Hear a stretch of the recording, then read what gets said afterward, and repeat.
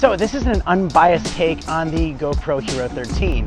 I actually went out and bought this so that I can say I bought it, because there are some people out there that think that when a company sends you a product that there's some level of expectation where you have to like make it look better. And I've never really done that on this channel. I just show you the footage without altering it, and that's what you're getting right now. This is the Hero 13 Black, and we're gonna go for a ride. We're gonna talk about the release and talk about some of the accessories, and I'll let you know if I feel like I wasted my money or not. Mr. Black.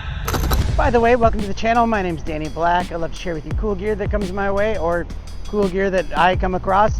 And if you like that kind of stuff, don't be a stranger to the channel and hit that subscribe button. Also, if you want to be updated with any new GoPro accessories or any cool filming techniques or something like that, make sure you hit that like button over there. And yeah, YouTube will let you know when that happens. And I did a whole unboxing of this thing on my Amazon live stream. If you want to check that out, I'll put it in the pinned comment. I do live streams there all the time and deep dive into products and stuff like that. So come on over for a live stream over there. It's pretty fun. So on this video, I'm giving you my first impressions because I did just pick this thing up. And there's a lot to talk about as far as like the different fields of view that you can get, the touch screen, connecting it to a Bluetooth microphone, which actually this is what it sounds like right now. It's connected to the DJI wireless mic, but also with that Bluetooth mic, it makes it easier to do commands from farther away. Maybe you have this on like the outside of a window and you can have it connected to the microphone and say like, you know, start the video or things like that. One of the things I wanted to talk about was what's new and what's not new from the predecessor, the Hero 12. As far as the body, it's pretty much the same. It might be a little bit lighter in weight. There is no more speckles on it. It also has like this front grill on it, which I think is for the microphone, but also could be something to do with heat dissipation. I actually don't even know.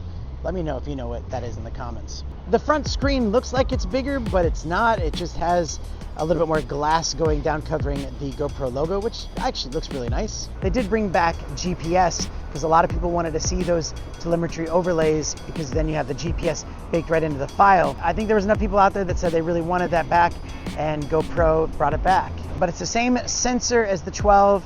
You get that 8x7 full frame sensor, same high resolution, 5.3K, 60 frames per second. However, they do have a new thing that is the slow motion burst. It's kind of cool because you can actually get 5K, 120 frames per second.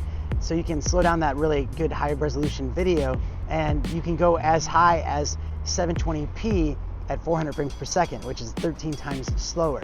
Now you're gonna be going 720p, really? I mean, listen, it's a starting point. They gotta go somewhere with it. And if you really wanted to get that 400 frames per second look, well, I mean, it's kind of nice that you can do that. They now have Hyper Smooth 6.0 and Time Warp 3.0, which I believe is the same. It also has the same GP2 processor, so they haven't upped that. But then again, when they had the Hero 9, they didn't up that processor until the Hero 10. So maybe next year they'll have the GP3. But I think we all know where GoPro is going with this Hero 13, and it's the fact that they want you to get their accessories. And they brought out a lot of those, which I did order as well, and it's coming next week, so it'll be fun to test out some of those so that you don't have to. But let's keep writing and talking about that. All right, so they introduced a bunch of different accessories. They introduced the macro lens, which can get you 4 times closer, which is not really that macro, but I think that really what it is it's something where you can focus it. So a lot of people, they bring it up to their face like this, and they vlog around, and yeah, it's going to be out of focus. Everything behind it isn't focused. And now they have a sensor to auto detect when that's on there, and then they do something with the software. That way it looks better. It doesn't look all warped like other macro lenses might look.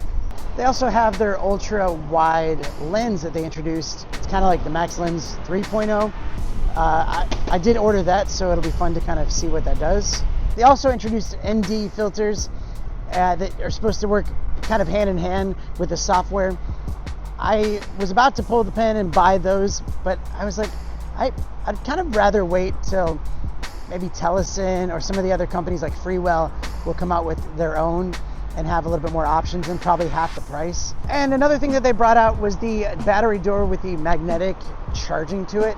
And that actually looks pretty cool. I could see that there would be some good spots to use something like that, whether you're doing like a star time lapse at night and you want to keep it charging up without having to worry about like any rain or any like dew. So yeah, that'll be interesting to test out and see what that will do and how useful that will be, and maybe some other accessories that might come out with that. Right now I have it on horizon lock, horizon leveling at 5K, which is kind of cool. It keeps the horizon balanced no matter how I turn it. All right, so one of the other accessories that they introduced was the magnetic quick release system, which we've seen on a lot of the other competitors. And it does make GoPro the most versatile when it comes to mounting with that, because now they have a quarter thread, they have the GoPro mounting fingers, and they also have this quick release system. This magnetic quick release system thing is cool. I kind of found it obnoxious that they didn't include at least one of them in the packaging so that you could, try it out. But also, here's the thing, you don't want to just get one of those, you want to get a few of those, and that's going to, add up. And I could see where they'd be very, very beneficial. But if you have to get a bunch of them to be able to switch from one mount to the next really quickly, yeah, that's going to add up a lot. The other one that they introduced was an anamorphic lens, but that doesn't come out till next year, so there's not really any reason to talk about it. I would have been way more inclined to see a telephoto lens, because there's a lot of people I see use GoPros like on whale watching, and the whales that are jumping out are way further away than anything a GoPro can capture, so it'd be kind of cool to have a telephoto lens for, a lot of reasons, but that would be one of them. This is what it sounds like too, just straight out of the GoPro, so you can hear what the microphones sound like on board, and we'll test out the wind resistance as well. We'll go for a little bit of a skate. All right, so I guess the major question is it worth the upgrade? If you have the 9, 10, 11, 12, should you be thinking about upgrading it? I guess that all depends on the accessories. I think that's where the real selling point is. Now, maybe if you obviously needed that like extra slow motion where you can get that really slow 400 frames per second at 720p or somewhere in between that, yeah, maybe, but I don't necessarily think you need to go from the 11 to the 13 or the 12 to the 13. The 10 to the 13, it really, it depends on those accessories. It also depends on if you want that 10-bit color. Right now, this is just an 8-bit color.